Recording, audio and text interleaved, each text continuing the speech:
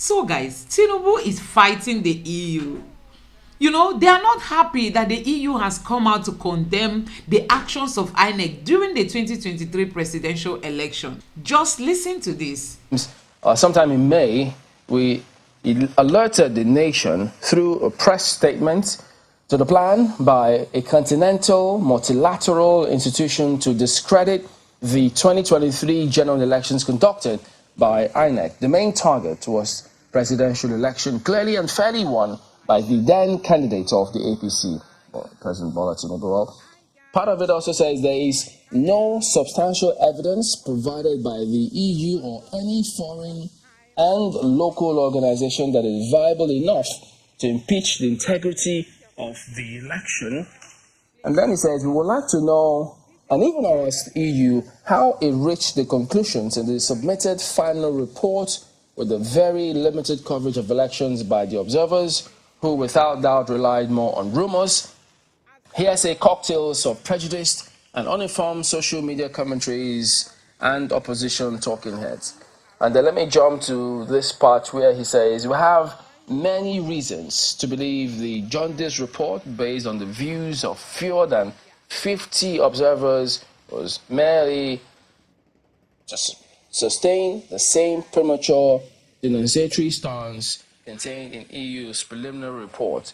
And then the key part where he says, we strongly reject in its entirety any notion and idea from any organization, group, and individual remotely suggesting that the election was fraudulent.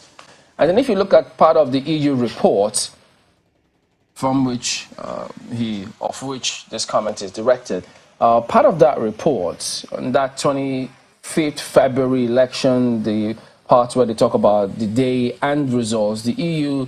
So guys, this is part of what the EU said in their report that is provoking their anger. Listen to it.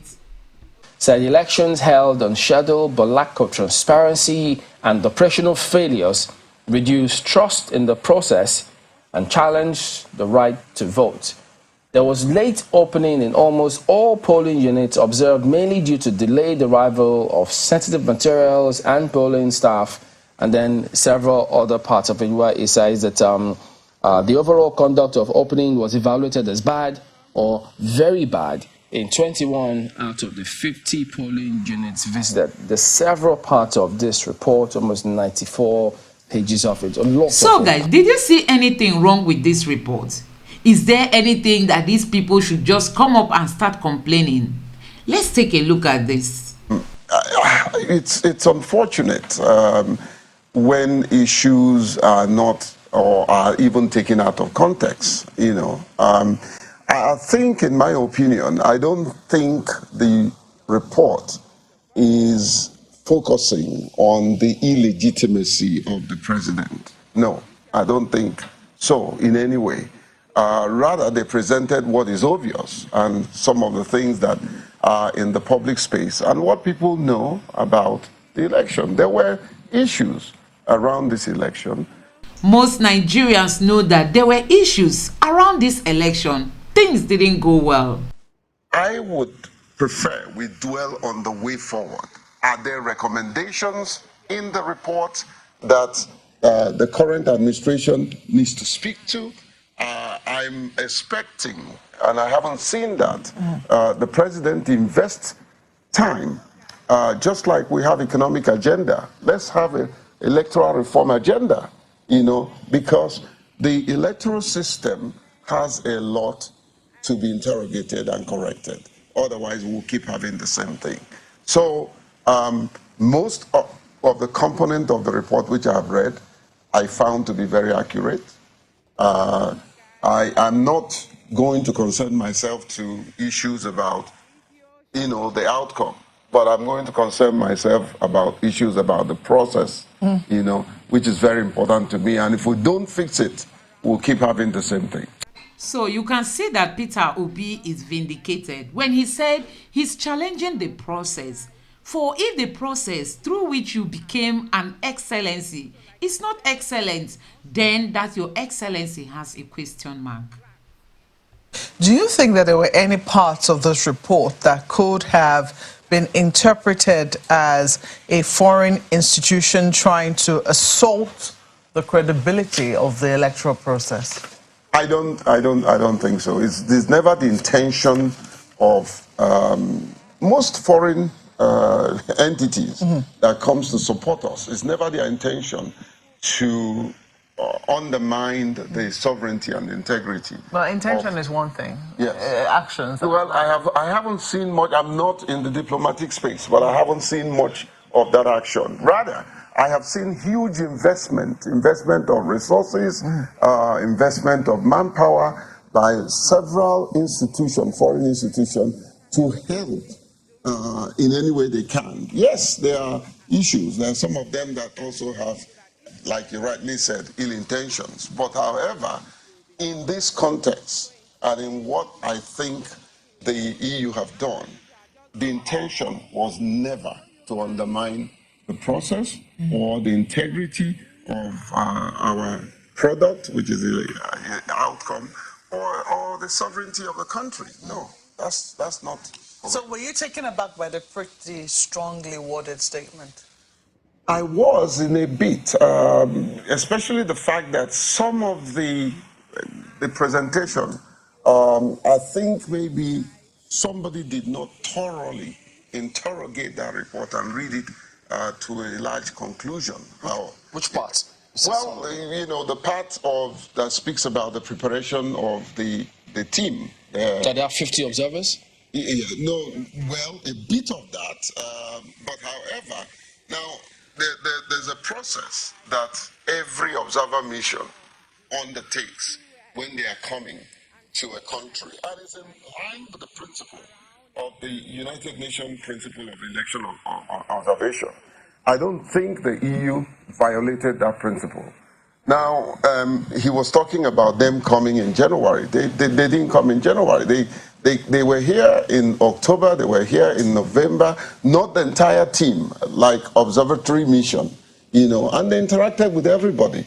And besides, for every diplomatic mission or observation mission, they will have to meet with Inec and come on the invitation, at the invitation of Inec.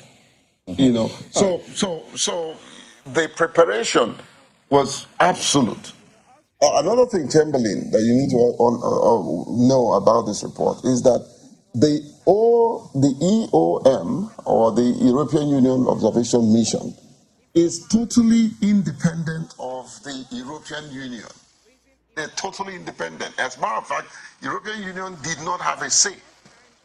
In the delegation here did not have a say in that report. They participated just like every other person, but they were not their spokesperson.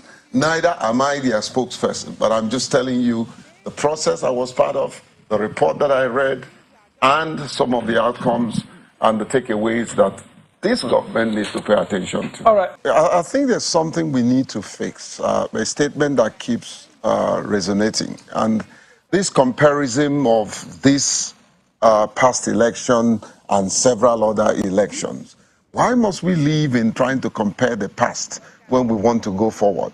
I think if you consider the enormous resources, the over 92 million registered voters that registered for this election and the resources that was imputed in this election, you can't compare it with other elections. So we have a lot of resources, vast resources, technology and everything to do a better job. And so let's stop trying to compare the past when we want to move forward. To take a man's vision, just take him to the past. He will forget the vision. So let's look forward. But in answer to your question, there are several issues that needs to be fixed. The issue of electoral reforms will address these 6 thematic summarized recommendations. Don't forget that there are 23 other recommendations in the report, but this is summarized recommendation that we need to focus on. And like they recommended, issue of affirmative action for women. I mean, look at the appalling result we have in the inclusion of women, persons with disability. The legal systems are not robust enough to address some of the issues that played out during the election. People have very, very minor holistic trust, even in the judiciary that is currently interrogating issues that was raised as a result of the outcome of this election. Although that shouldn't be the case, we should trust our system and ensure that our system will produce not necessarily general expected result, but what is accurate, what is truth, what can be verified, And so Right. these are certain issues that needs to be addressed. Even the current Electoral Act has its own loopholes that needs to be addressed. Right. A review of all of these things will bring us to where we want to be. Let's not keep talking about where we used to be, Right, when we want to go where we want to be. Well, I think the And for rationale me, as well. Pardon me, Mr. Pele. Say that again. Because of time, I'm trying to squeeze in as much questions as we can. But I think the rationale behind this question is, we still have the same, manpower, the same people managing that system. Yes, technology may have changed, but it's essentially the same framework for, election managers, it will seem. But allow me to add this one. There have been questions about the methodology of the report itself. In fact, in that statement by Mr.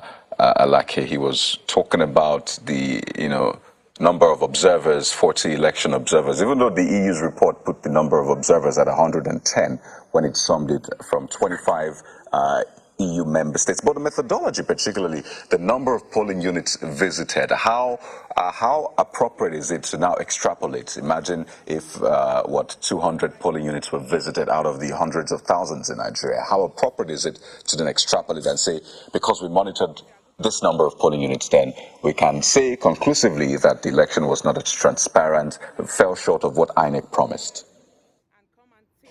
Okay, Mr. K, what people should know, or what Nigerians should know, is that the EU observers mission, even though they are independent and they formed independent opinion, they have their network. Many of us were part of the people that kept talking to them, kept giving them information. There are countless observers, from the stable of the European Union partners. And don't also forget that there are other countries, Canada, that supported this process. So their finding is not necessarily based on those numbers that you're seeing, but they did a thorough, extensive work, very, very investigative, before they formed that opinion. So you can't dismiss it with a wave of hands. You can't say these things are not, they had their methodology.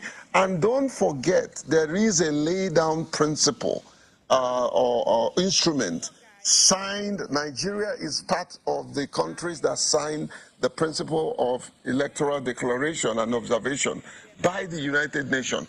The European Union are very thorough. I'm not here to speak for them. I'm not trying to defend them, but I'm just stating the obvious. They're very thorough. They will not invest in a process or release a product that they didn't do a thorough investigation and interrogation to come to a conclusion. And that's why I keep saying, let us take the positives and see how we can make good and perfect our electoral system. Mr. President, I think you need to invest more time and energy on electoral reform, just like you're doing very well, investing time and energy in the economy and all the systems and all the corrupt people who are stealing from this country. Like I always said, this country, we don't need any loan. Get all the corrupt people and the money that they have taken and put in their bank, and we don't have to take any loan. Let's take the loan from those who are holding our money. So guys, let me know what you think about all this in the comment section below. You can see that Tinubu is fighting the EU. They don't want to accept the reports. They don't want to see all the mistakes of INEC and see how we can, make things better for Nigeria, because no doubt our elections are very, very important when it comes to electing the right leaders that can take Nigeria forward. But you know, when the foundation is faulty, what do you expect? How do you want to elect credible leaders through a faulty electoral process? These are the things that we have to fix for Nigeria to move forward. Let me know what you think in the comment section below. Please subscribe and turn on the notification bell. Thank you.